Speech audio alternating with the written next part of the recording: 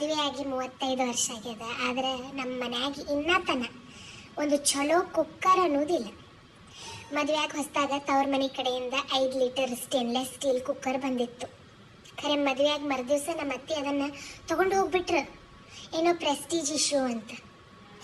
ಆಮೇಲೆ ಮದುವೆಯಾಗಿ 1 ವರ್ಷಕ್ಕೆ ಆ್ಯನಿವರ್ಸರಿಗೆ ನಮ್ಮ ಮನೆಯವರು ಪ್ರೆಸ್ಟೀಜ್ ಕುಕ್ಕರ್ ಕೊಡಿಸಿದ್ರು.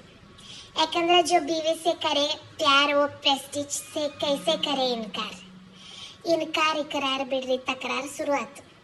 ಯಾಕಂದ್ರೆ 1ನೇ ದಿವಸರೇ ಕುಕ್ಕರ್ ಕರೆಕ್ಟ್ ಕೆಲಸ ಮಾಡ್ತಿ, 2 ಸೀಟಿಗೆ ಅನ್ನ ರೆಡಿ. 2ನೇ ದಿವಸ ಗ್ಯಾಸ್ ಮೇಲರೆ ಕುಕ್ಕರ್ ಅದ, ಹೈ ಫ್ಲೇಮ್ದಾಗ ಹೋದ. 5 ನಿಮಿಷ 10 ನಿಮಿಷ ಕಿಮಕ್ಕಿಲ್ಲ. ಅದು ಮುಚ್ಚಳ ಗಟ್ಟಿ ಕೂತು ಬಿಟ್ಟದ.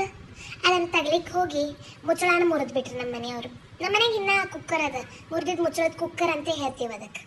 ಆಮೇಲೆ ನಮ್ಮ ಮನೆಯಾಗ ಹಾಕಿನ್ಸ್ ಬಂತು. ಹಾಕಿನ್ಸ್ ಕಿ ಸೀಟಿ ಬಜಿ ಖುಷ್ಬು ಹಿ ಖುಷ್ಬುಡಿ. ಖುಷ್ಬು ಸಂತಿ ಬ್ಯಾಳೆನು ಎಲೆಕ್ಷನ್ ಸೀಸನ್ದಾಗ ಹೆಂಗ ಬ್ಲ್ಯಾಕ್ ಮನಿ ಹೊರಗೆ ಬರ್ತದಲ್ರಿ, ಹಂಗ ಬ್ಯಾಳೆನು ಕುಕ್ಕರ್ದಿಂದ ಹೊರಗೆ ಬಂದ್ಬಿಡ್ತು. ನಾ ಖಾರ ಬ್ಯಾಳೆ ಮಾಡ್ಬೇಕಂತ ಅನ್ಕೊಂಡಿದ್ದೆ, ಜಾರ್ ಬ್ಯಾಳೆ ಆತ್ರಿ ಅದು. ನಮ್ಮ ಮಾವ ಅದೇ ಬ್ಯಾಳ್ಯಾಗ ಜಾರಿ ನಡ ಮುರ್ಕೊಂಡ್ರು.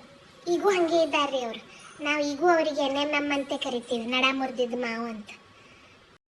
ಎಲ್ಲ ಸೈಜದ್ದು ಕುಕ್ಕರ್ ಅವ ನಮ್ಮ ಮನ್ಯಾಗ, ರೈಸ್ ಕುಕ್ಕರ್, ಹಾಟ್ ಪಾಟ್. ಖರೆ ನನ್ನ ಮನಸ್ಸಿನ ತಕ್ಕಂಗ ಕುಕ್ಕರೇ ಇಲ್ಲ. ಈಗ ಮನಸ್ಸಿನ ತಕ್ಕಂಗೆ ಕುಕ್ಕರ ಸಿಗವಲ್ತಂದ್ರೆ ಮನಸ್ಸಿನ ತಕ್ಕ ಲೈಫ್ ಪಾರ್ಟ್ನರ್ ಹೆಂಗೆ ಸಿಗುತ್ತಾರ ನೀವೇ ಹೇಳ್ರಿ. ಒಟ್ಟು ಮಾರಲ್ ಆಫ್ ದ ಸ್ಟೋರಿ ಏನದ ಅಂದ್ರೆ, ನಮ್ಮ ಬ್ಯಾಳಿ ಎಲ್ಲಿ ಬೇಯ್ತದ ಅಲ್ಲಿ ಹೆಂಗಾರೆ ಅಡ್ಜಸ್ಟ್ ಮಾಡ್ಕೊಂಡು ಹೋಗೋದು ಅಷ್ಟೆ.